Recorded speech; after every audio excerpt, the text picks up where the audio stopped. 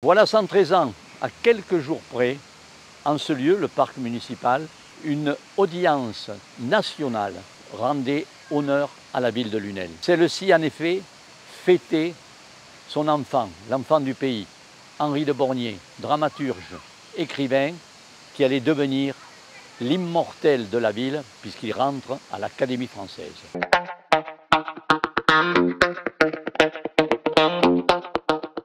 Voilà, vous êtes devant le 51 rue Henri de Bornier. Le 24 décembre 1825, il y naissait.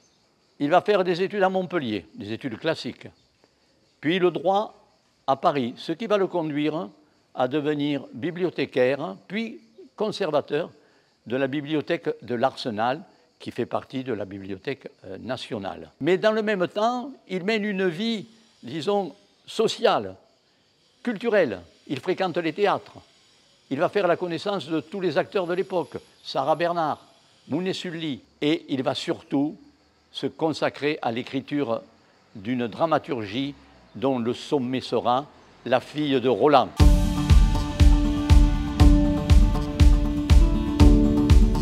Le dimanche 23 juin 1912, c'est la liesse générale à Lunel. Elle commence à la gare, le train arrive, de là descendent Sarah Bernard, Mounet Sully, les comédiens de la Comédie Française.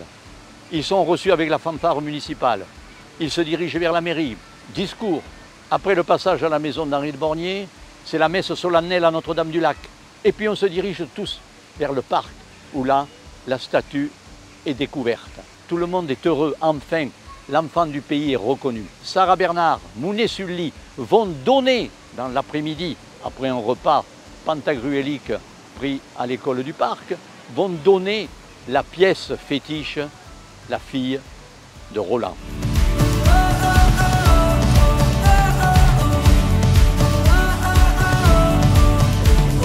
La statue originelle qui a été inaugurée en 1912 au parc municipal n'existe plus.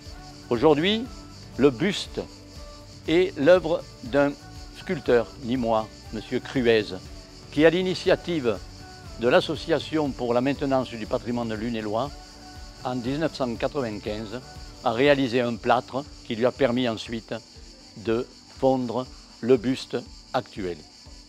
Ce plâtre, aujourd'hui, il est derrière moi, dans les locaux de l'école Henri de Bornier, où les élèves l'ont récemment reçu en souvenir d'Henri de Bornier. Henri de Bornier, l'immortel, est enfin revenu au pays et bénéficie de tout le souvenir des Pescalunes.